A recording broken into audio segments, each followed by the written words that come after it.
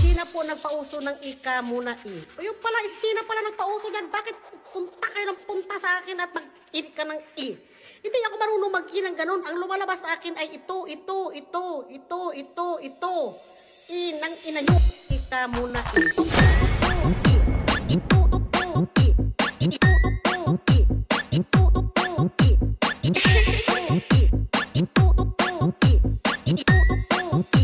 DJ Paulo.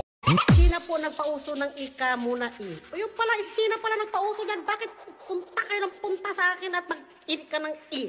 Hindi ako marunong mag-i ng ganun. Ang lumalabas sa akin ay ito. I ng ina nyo. Ika muna